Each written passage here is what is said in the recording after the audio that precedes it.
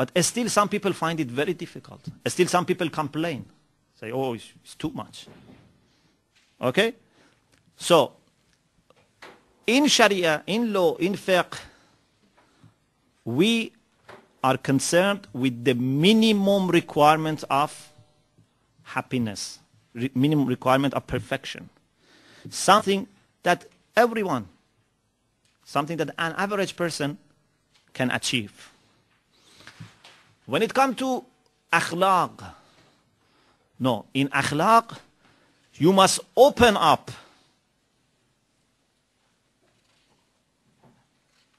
the possibilities for people with all different levels of ambitions to be able to make progress, to uplift themselves.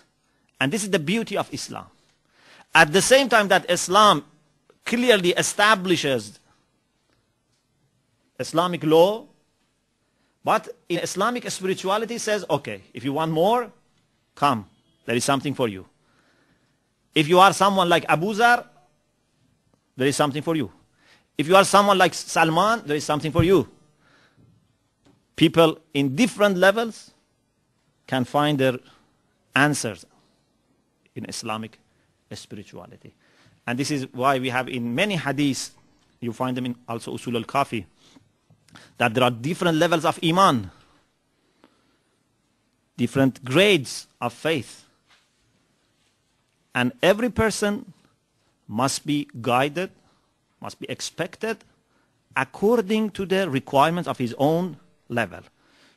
You cannot expect people too much.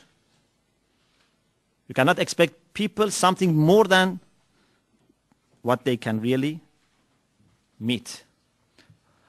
So, this is one difference between Islamic morality or spirituality in general, because when I say spirituality, I mean akhlaq and irfan together, and Islamic law.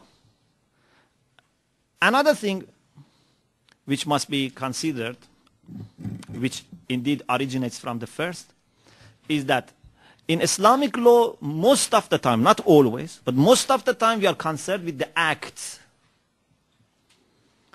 not with the qualities of the soul, not with the attributes.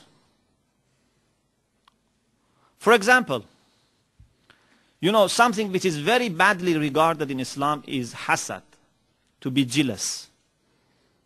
It's very bad.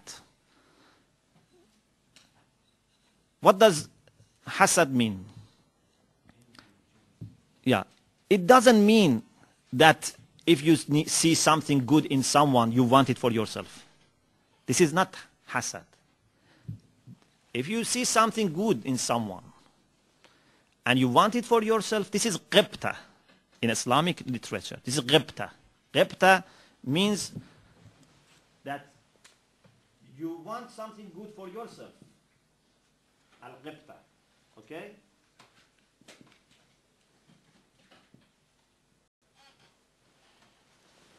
Maybe in English, if you say, it doesn't make this distinction. But in Arabic, there is a difference between al-hasad and al-ghibta.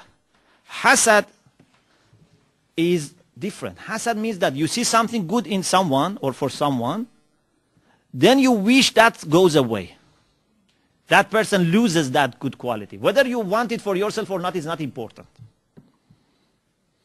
For example, I see my friend has good reputation. People respect him.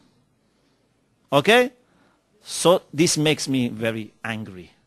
I wish my friend loses this position. He loses this blessing. Whether I want it for myself or not, it's not important.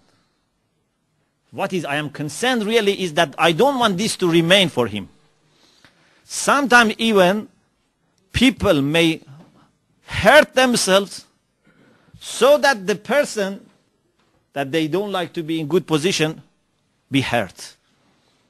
You may have heard the story. This is a well-known story that a person had such a rivalry with his neighbor that wanted to do whatever possible to harm him, because of hasad. So whatever he was doing was not working. So finally he had a slave when there was a slavery. And he told his slave, you must kill me and put my head on the roof of his house, so that when I am missing, people look everywhere to find me. And when they find my head on the roof of that man's person, they would say, okay, he is the killer. And then they would punish him. You see the amount of craziness that a person is endangering his life, causing his own murder, so that he may harm the other person. And his slave was not listening, but he insisted and said, you must do this, and then you will be freed, and whatsoever. So he finally did what he said. He killed him and put his head on the roof of that person. So he went missing, people looked everywhere for him, and finally he found his head on the roof of that person. But before punishing him, everyone said, okay, if this man was the killer, why he kept the head on his roof? He must have disposed it somewhere else. So he must be innocent. So he couldn't even hurt him. Okay?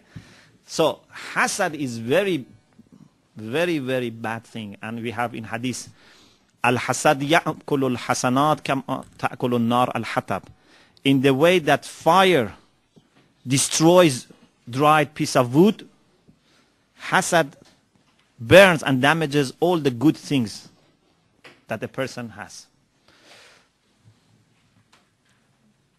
But ghibta is something good. Ghibta means that you see some good quality in someone and you want it for yourself. This is good. And indeed, we have in hadith that a mu'min is the one who has this quality of ghibta. A mu'min, whenever he sees a good quality in someone, wants it for himself as well. Okay? So, hasad is very bad thing. But, unfortunately, the reality is that most of the people suffer from this. It's very difficult to be totally free from hasad. Allah subhanahu wa ta'ala, out of His mercy, does not punish us for hasad unless we act upon hasad. Okay? So, if I feel envy, if I in my heart feel bad that someone has some good qualities, for example, good children or whatsoever, but I don't do any act based on hasad. I don't tell lies, I don't commit ghaibah, I don't physically or spiritually harm that person, Allah is not punishing me. Okay?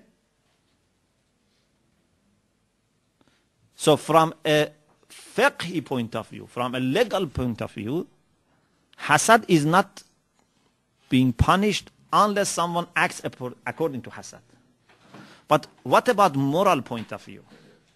Can I say, okay, let me have this quality of hasad, just I make sure that I don't act according to hasad? No. From a moral point of view, you must do your best to get rid of this bad quality. Because if you are jealous, then Allah subhanahu wa ta'ala's light and love will not come to your heart. Because a person who is jealous, in the first place, he is condemning Allah subhanahu wa ta'ala and feels that Allah is not just in distribution of goods. Okay? And most of these people get angry with Allah.